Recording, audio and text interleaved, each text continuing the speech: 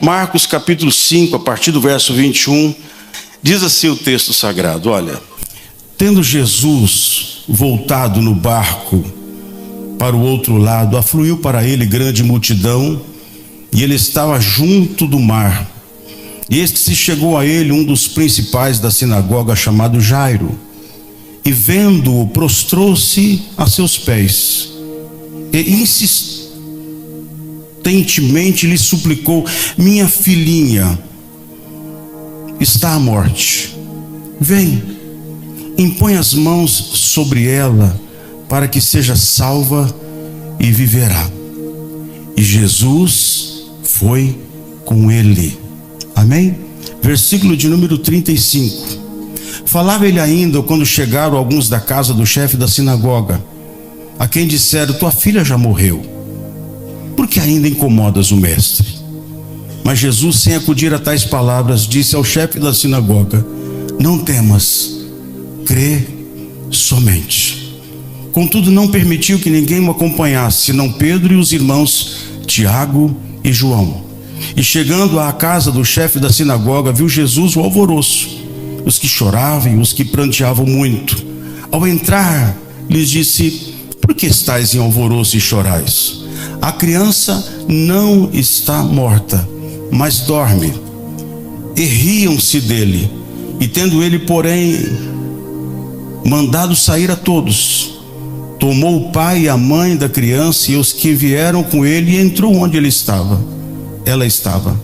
E tomando-a pela mão, disse: Talita cumi, que quer dizer: menina, eu te mando, levanta-te. Imediatamente a menina se levantou e pôs-se a andar, pois tinha 12 anos. Então ficaram todos sobremaneira admirados. Mas Jesus ordenou-lhes expressamente que a ninguém o soubesse, e mandou que desse de comer à menina. Amém? Esqueci de apresentar, estou acompanhado do meu cunhado, pastor Rogério, que é irmão da pastora Shirley, está ali comigo.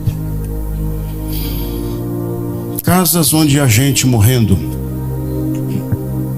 Depois da queda do homem no pecado, o ser humano enfrenta muitas dificuldades e problemas. Eu falo que na vida a gente tem desafios, oportunidades e surpresas. A vida tem desafios, oportunidades e surpresas. Os desafios são diários. Com certeza você já enfrentou e enfrenta muitos desafios. Nesse dia você enfrentou desafios. Você vai enfrentar desafios durante toda a sua vida. Isso porque você é um ser dotado com capacidade de resolver, de lidar com situações. Deus te deu inteligência, sensibilidade. Deus te deu voz. Deus te deu a mão.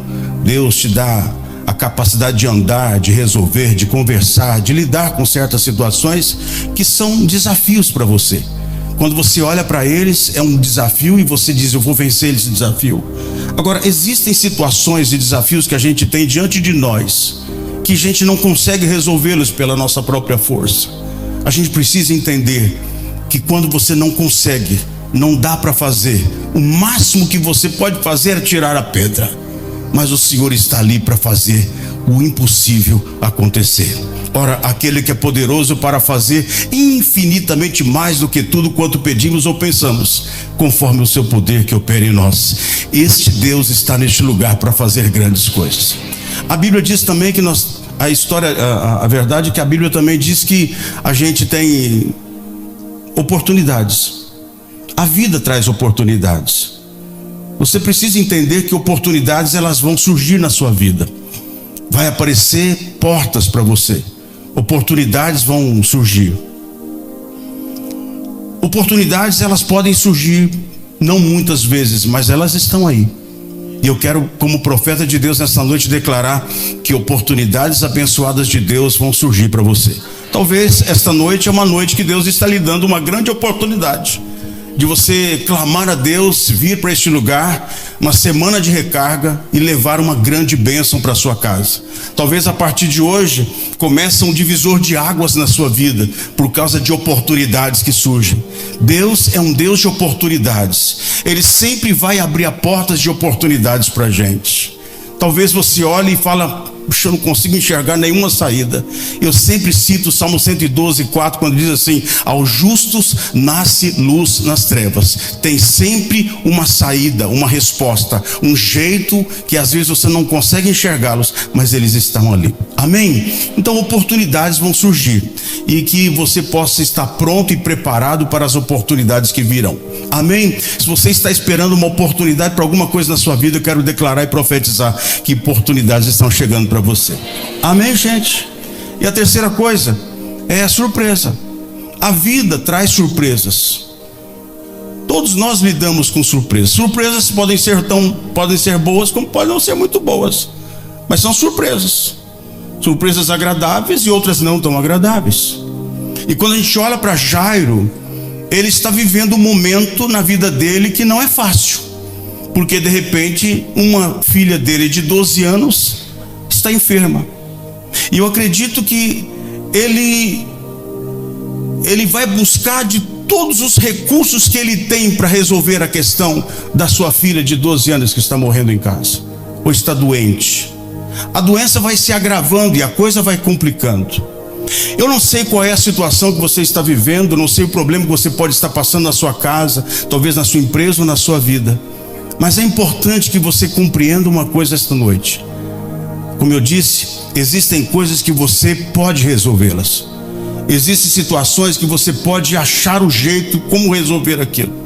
Eu falo que existem problemas no casamento que não é a oração que vai resolver, é um bom papo, e a gente sentar e mudar o comportamento. Eu sou uma pessoa muito prática na minha vida, mas existem coisas que você sai da sua alçada, sai da sua capacidade de resolver. E Jairo chega a esse momento. Tem um texto que está no livro de Jó, capítulo 5. Eu gostaria de ler ele antes de eu entrar totalmente nesse texto, porque esse texto fala tanto comigo. Eu estou lendo na revista atualizada, mas é tão profundo que a gente vai ler aqui. E quando o pastor Danilo estava orando, esse texto me veio na cabeça, e ele fala alguma coisa que eu creio que está acontecendo aqui esta noite. Jó capítulo 5, versículo 8. E eu quero começar dizendo para você que veio da sua casa, talvez você está trazendo no seu coração, na sua oração, na sua vida, alguma situação que você queira ver resolvida na sua casa. Talvez algum problema, alguma situação difícil. Eu quero que você acredite essa noite, Deus está aqui para mudar situações. Talvez você já tentou de muitas formas resolver algumas coisas, mas acredite, sempre na vida de gente que busca Deus acontecem milagres. Milagres acontecem com quem acredita, com quem busca. E aqui no versículo 8 ele fala assim: quanto a mim, eu buscaria a Deus, e a Ele entregaria a minha causa. Olha que coisa linda. Quanto a mim, eu buscaria a Deus, e a Ele entregaria a minha causa. Ele faz coisas grandes e inescrutáveis. Deus está aqui esta noite para fazer coisas grandes e inescrutáveis, maravilhas que nem se pode contar.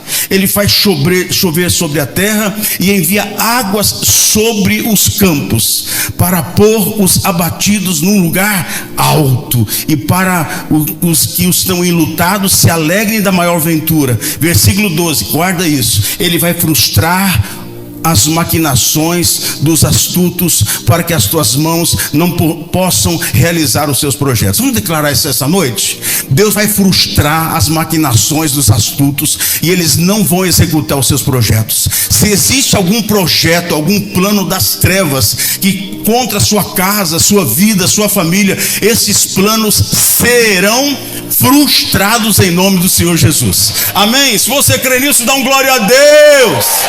Uou! Deus é lindo. Deus frustra os planos do maligno. Mas por quê? Porque alguém entregou uma causa nas mãos de Deus. Quantos aqui esta noite veio entregar alguma causa nas mãos de Deus esta noite? Cara, amados, eu estou aqui junto com você, e nós vamos viver um milagre esta noite. Amém? Agora, entenda bem uma coisa. Eu falo que no enfrentamento dos problemas, eu gosto da palavra enfrentamento.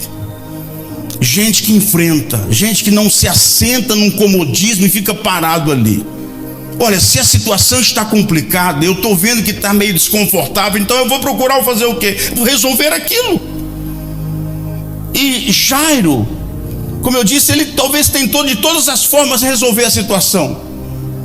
Talvez a esposa olhou para ele e falou assim: nossa filha, a situação está muito grave. E ele então vai enfrentar o problema. Ele vai buscar a solução daquele problema. E a verdade é que no enfrentamento dos problemas podem surgir obstáculos extras. Às vezes você está aqui esta noite e você fala: eu vou me levantar em Deus, e eu vou buscar Deus esses dias. Semana da recarga, eu vou fazer um propósito com Deus e eu vou ver essa situação mudada. Sabe, é isso que Deus gosta. Mas não é porque você determinou sair da sua casa, diz: eu vou estar todos esses dias aqui, eu vou buscar a presença de Deus, que você vai ficar tudo mil maravilhas, de repente tudo acontece. Não, de repente podem surgir alguns obstáculos.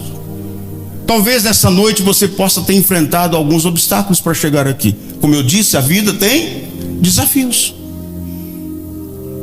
E Jairo enfrenta um primeiro obstáculo, que é a posição dele.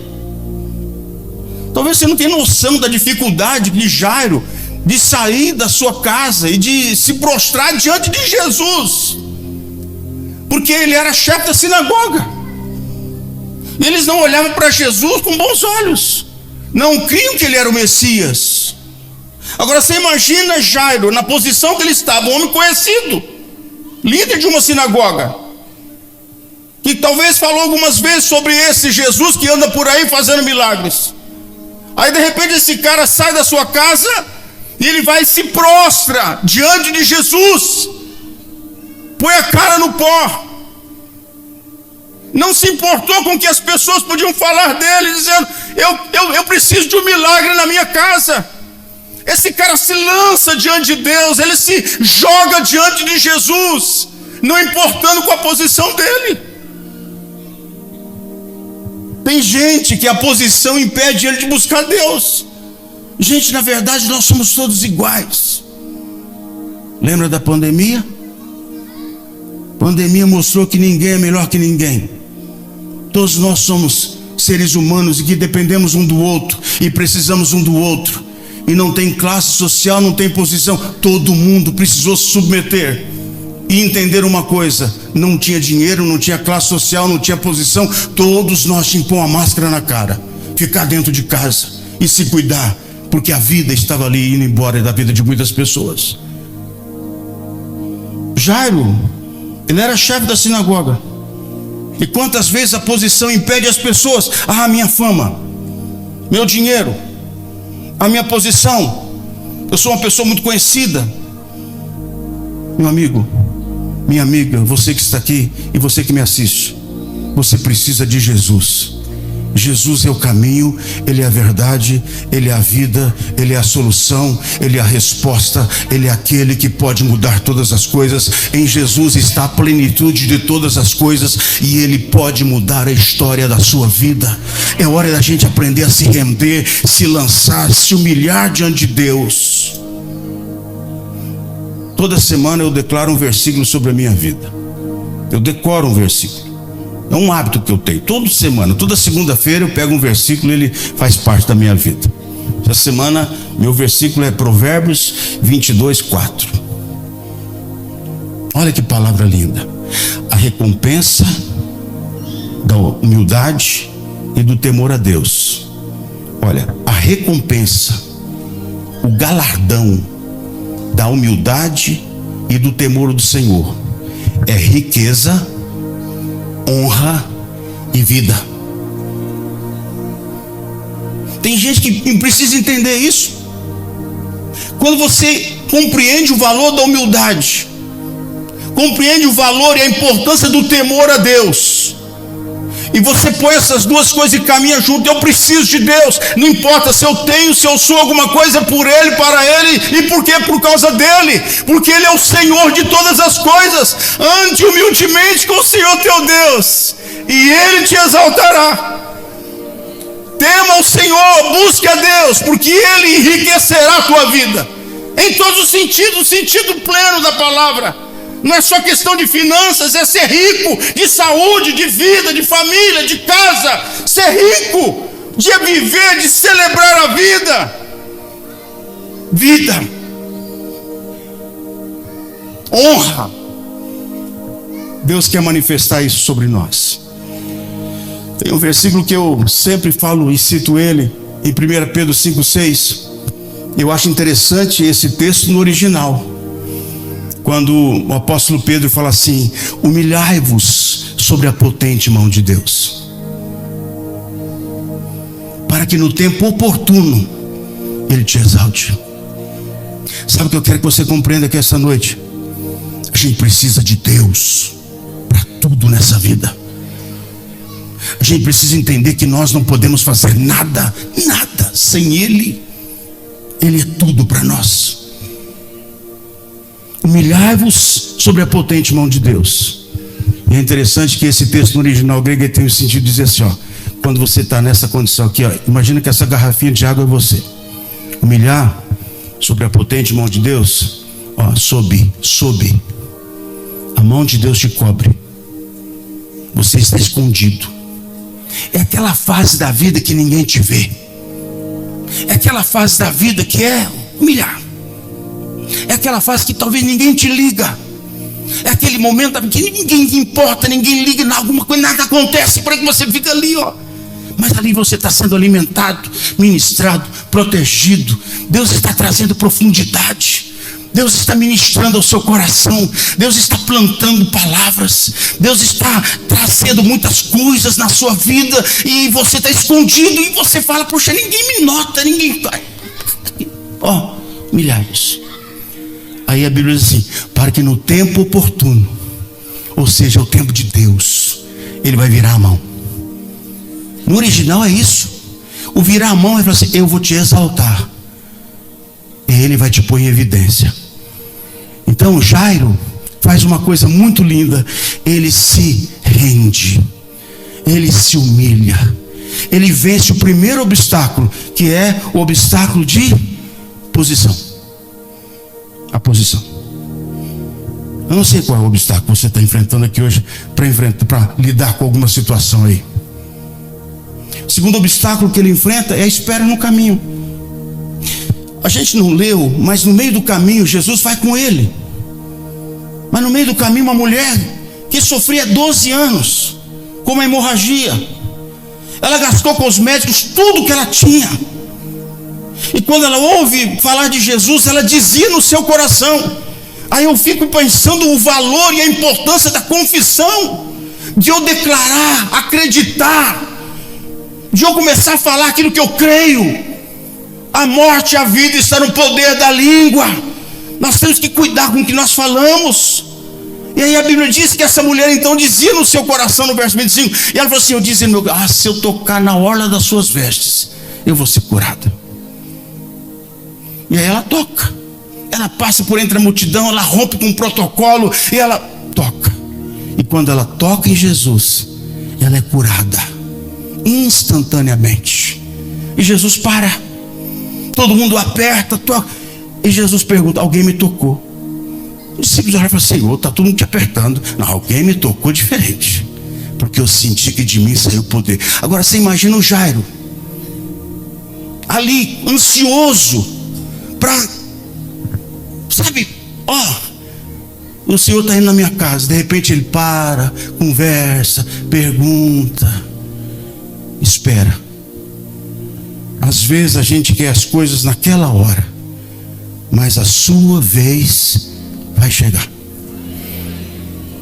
Talvez você está aqui nesses dias, nessa semana de recarga, no primeiro dia, segundo dia, eu não sei, o cara do lado parece que está cheio do Espírito Santo, o outro está transbordando, eu estou aqui, mas não estou sentindo nada. Lembrou até do encontro agora, né? Aí você fica ali, mas a sua vez vai chegar. Não pare, não desanime.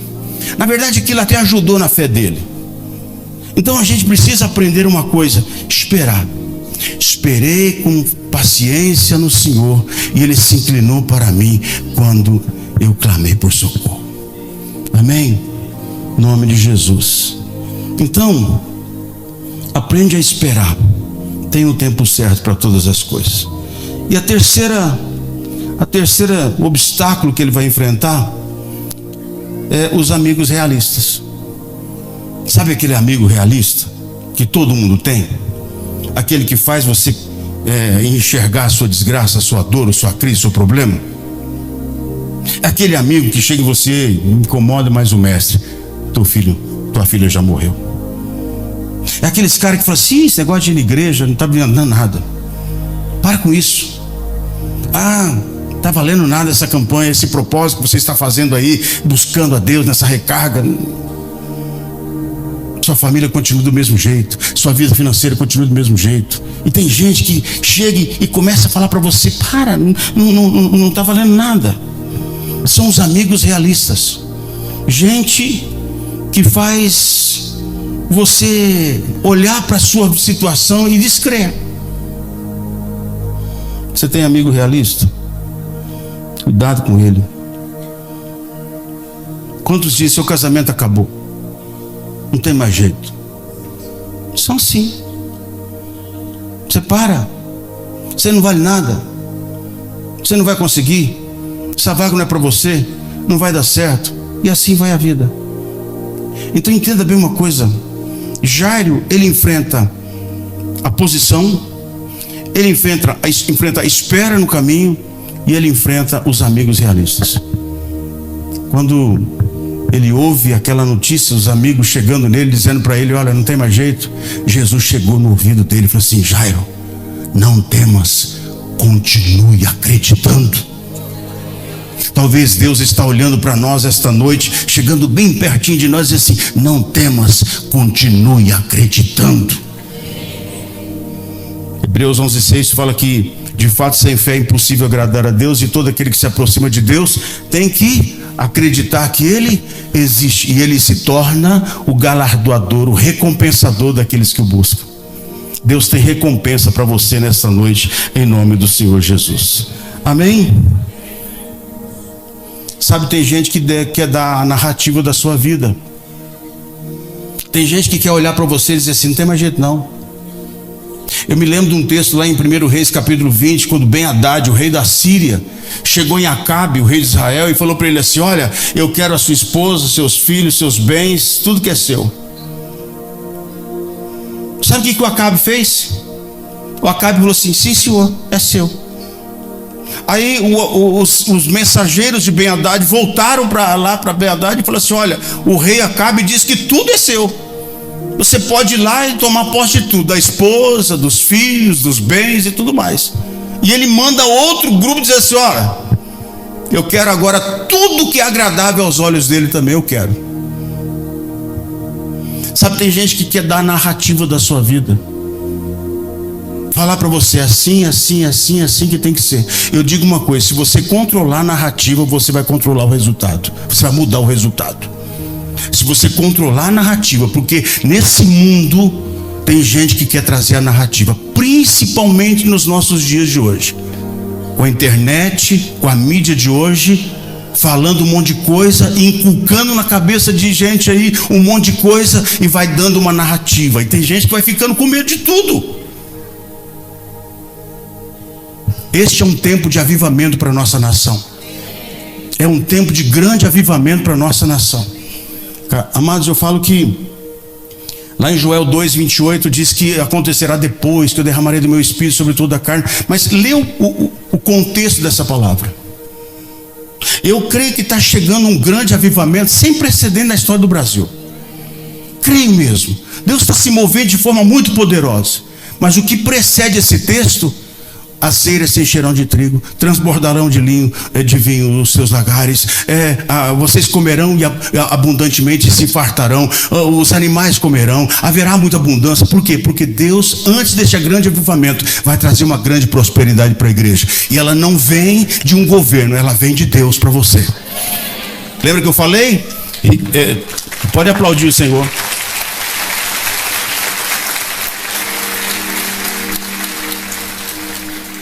Lembra que eu te disse? A humildade e o temor a Deus traz riqueza, honra e vida. Deus é quem prospera você. Deus é quem prospera os seus caminhos. Amém? Muito bem. Agora, Jairo enfrenta essas questões todas. E você talvez está enfrentando algumas outras aí. Mas em frente.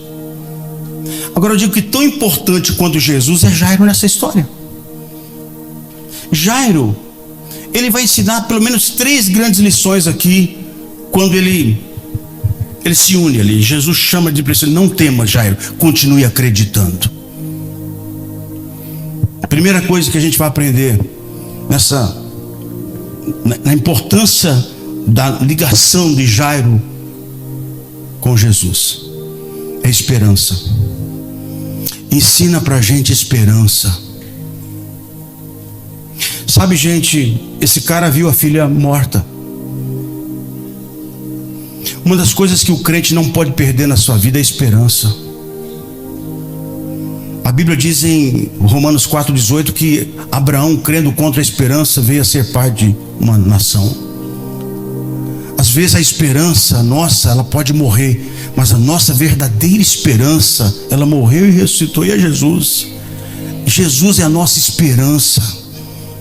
Lá em Provérbios capítulo de número 23, versículo 18, diz assim: haverá um bom futuro e a tua esperança não será frustrada.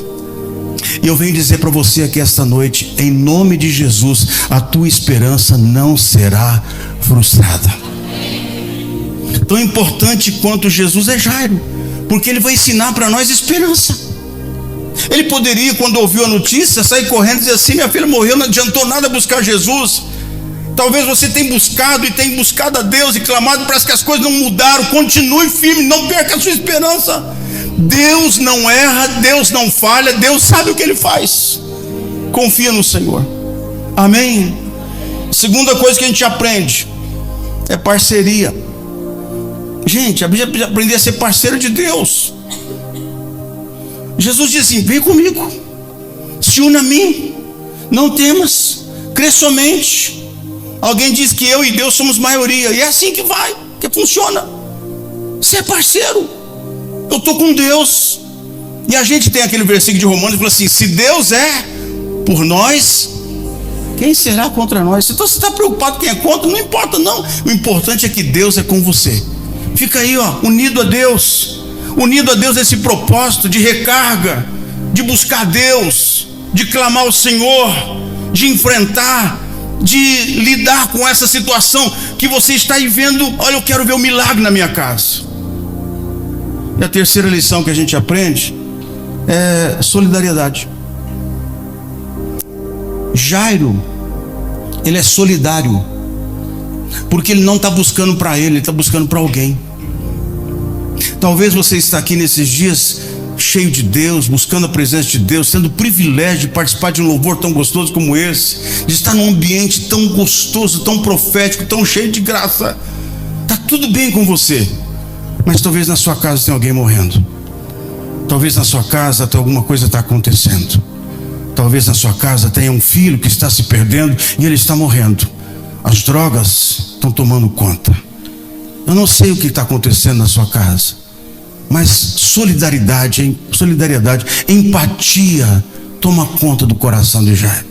Sabe, uma das coisas que a gente precisa buscar é essa capacidade de sofrer junto, de lidar com a dor do outro, de clamar pelo outro, buscar pelo outro, de abrir um propósito de oração, abrir um propósito de jejum em favor de alguém. Eu preciso de um milagre na minha casa. Eu preciso de um milagre na minha família. Meu esposo está se perdendo, minha esposa, meus filhos. Eu preciso de um milagre na minha casa. Talvez você está vendo que as coisas estão indo, a vida está vazando, o casamento está acabando, quantos problemas podem estar surgindo ali, e você fala: puxa, meu Deus, eu preciso de um milagre na minha casa. Na minha casa tem gente morrendo. Sabe, uma das coisas que eu falo que a igreja é maravilhosa, essa capacidade de a gente sentir a dor do próximo, de a gente amar quem Deus ama. A gente precisa entender o valor disso, de se doar, de se entregar, de lançar, entregar uma oferta em favor de alguém. Já entendeu o que é isso? Você viu o valor disso? De eu consagrar uma oferta em favor de alguém. Deus, eu estou abençoando a vida de alguém, declarando uma palavra sobre alguém, de abrir um propósito de oração, de jejum, de levantar pela madrugada, nas noites frias, talvez não buscando por uma situação financeira sua, ou alguma situação na sua casa, mas estou buscando em favor de alguém. Solidariedade. A Bíblia diz que Jairo faz isso. Ele sofre junto, ele sente a dor, mas a Bíblia diz que ele também vai celebrar junto. Eu quero declarar e profetizar que na sua casa você vai ver celebrar as conquistas e as buscas, a entrega. Talvez hoje você chora, tem sido uma luta, uma batalha, mas Deus te dará a vitória.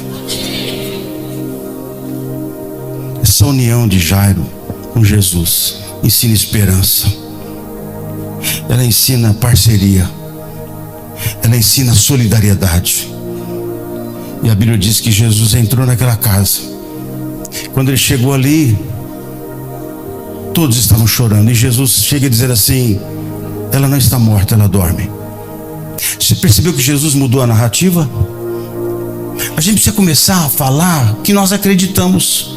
Eu criei, por isso falei. Mesmo que a circunstância diz outra, comece a falar o que você acredita.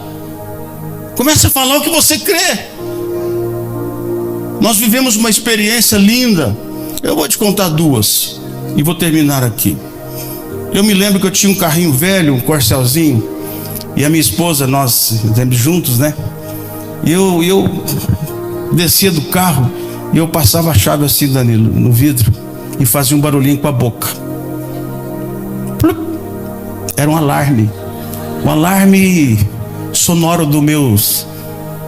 E a minha esposa falou assim: bem, você não vai fazer isso. Às vezes eu parava num lugar que tinha gente próxima, e toda vez que eu descia do carro, eu pegava a chave e passava no vidro e fazia plup. A minha esposa falou assim: bem, você não vai fazer isso aqui agora. Eu sou um sanguíneo, você sabe como que é, né? Ia lá e fazia.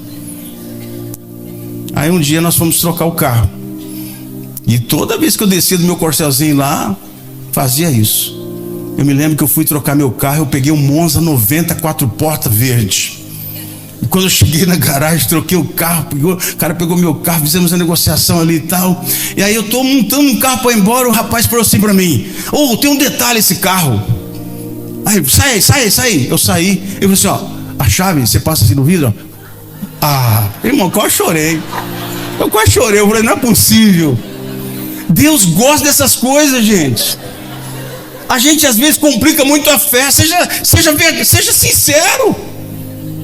A gente precisa aprender a viver o cristianismo de acreditar mesmo. Se alguém está falando assim: não é possível, você não pode vender, continue crendo. Declare a palavra, fale o que você crê. Olha para o seu marido, para a sua esposa, para a sua família, para a sua casa. Não, aqui não tem morte, não tem vida. Eu estou buscando a Deus. Essa semana é uma semana de recarga. Há um avivamento chegando à minha casa. O Espírito Santo está movendo. Tem prosperidade chegando lá. As coisas estão mudando na minha família. Aí você chega, está tudo azedo. Continue crendo. Amém? Está compartilhando com o pastor Danilo. Nós estávamos num templo que comportava 400 lugares. E Deus me dá um chilique em mim assim. Falei: não, eu não aguentar mais ficar ali. Cansei, falei: eu não posso mais ficar aqui. E eu sabia que a gente podia crescer muito mais. E aí a gente então foi procurar um novo lugar.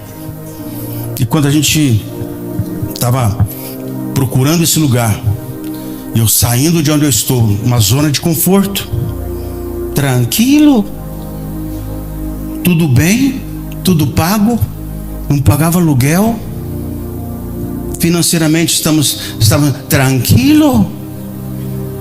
E de repente eu mudo, minha diretoria fala: vamos para o pastor, vamos lá. Queridos, nós fomos e decidimos fazer essa mudança toda. E um dia eu sonhei. E nesse sonho eu sonhei com um pastor da cidade. E na testa desse pastor estava escrito assim: João 6:20. Eu acordei. Eu falei assim: João 6 fala a multiplicação dos pães, mas o versículo 20. Aí eu abri a Bíblia, está escrito assim: disse Jesus, não temas, sou eu. Uau!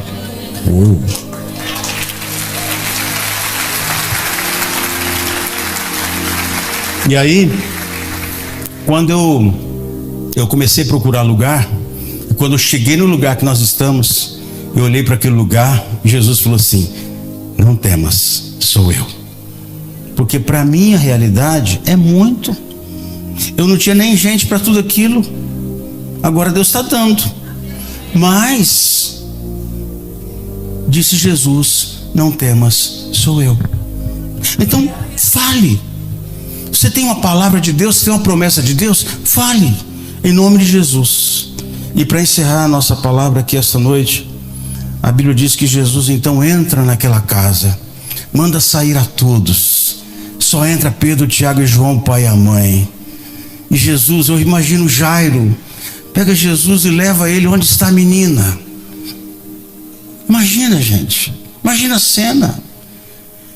E Jesus toca ela, libera uma palavra e diz assim: menina, talita cumi, eu te mando, levanta-te. Deus tem uma ordem, Deus pode mandar. Deus é Deus, e quando a palavra dele é liberada, nem a morte suporta. Nós precisamos acreditar nessas coisas. Em 24 horas, 4 leprosos se tornaram milionários. No capítulo 7 de Reis, 24 horas antes, pobre, miserável, não tinha nada. 24 horas depois estão milionários. Deus é Deus, não limite o poder de Deus, não limite a grandeza de Deus. Deus é Deus que pode fazer. A gente olha para Efésios 3:20 e fala que é poderoso para fazer infinitamente mais. Ele é poderoso. E se você acredita que Deus é poderoso para fazer infinitamente mais, fique em pé junto comigo. Eu quero orar com você e eu vou dar o último tópico aqui. Ele fala assim, ele ressuscita a menina, talita cumi, eu te mando, levanta-te. A menina se levanta. E Jesus, é extraordinário o texto. No verso 43, a Bíblia diz que Jesus falou assim: dá de comer para ela. Sabe, gente, às vezes tem casas onde a gente morrendo porque a gente não está alimentando. Tem casamento que está morrendo porque a gente não muda, carrancudo, fechado, e a gente não sabe fazer um carinho, não sabe dar atenção, não sabe curtir, não sabe viver a vida. Tem gente que a casa, tem gente morrendo porque não sabe sentar, tirar o sapato, sentar na terra, brincar com a criança, viver aquela fase extraordinária da vida dela. Tem gente que tem casa que está morrendo porque o casamento perdeu a graça. Como eu disse, eu fiz 40 anos de casado agora em maio. Nós somos apaixonados porque a gente não deixou o nosso casamento entrar numa rotina. A gente se ama, a gente se curte. Eu gosto de viver, gente. Eu sou um apaixonado pela vida. Eu me aventuro com a paçoquinha, se bem que ela é mais aventureira que eu. Até de paraquedas ela pula. Mas você precisa aprender a viver a vida, cara. Viver. Deus te deu essa graça de viver. Agora tem coisas que você tem que alimentar. Seja mais romântico. Beija mais na boca para os casados. Se apaixone mais. Toma a decisão de amar mais. Amar é decisão. Te risca a palavrinha separação. A gente sempre acha que a grama do vizinho é melhor. Para. Eu também tenho minhas crises, minhas dificuldades, mas a gente curtiu, a gente resolveu viver a vida, curtir a vida. Nada é peso para mim, a igreja não é peso, ministrar não é peso, é uma alegria estar com você aqui hoje. Viva a vida, viva cada momento da sua vida, alimente ele. Não olhe para os obstáculos, para as dificuldades. Ficou frio, ficou calor, o carro quebrou, sei lá, aconteceu. Eu vou enfrentar, mas eu vou estar todos esses dias, eu vou receber uma recarga de Deus. Tem gente que qualquer coisinha, qualquer obstáculo, ele já para. Sua casa. Eu poderia ministrar tantos temas aqui para você essa noite, mas eu pensei tanto na sua família, na sua casa. Talvez essa mensagem seja para algumas pessoas somente. Está tudo bem na sua casa, mas eu não estou olhando só para a sua casa. Talvez a sua família tenha alguém morrendo. E a gente tem um amor de Deus, tem que ter empatia, de amar, de fazer uma ligação, de fazer uma visita, de dar um presente, de a mulher surpreender, de amar, de a gente tirar a capa e ser mais humano, ser mais gente. Tem coisa que a gente está precisando de alimentar. Jesus está falando, dá comer para ela, dá de comer para essa menina. Talvez a gente venha na igreja e ora, e jejua. Ele está faltando uma atitude nossa, humana, de sentar e dizer, vamos conversar.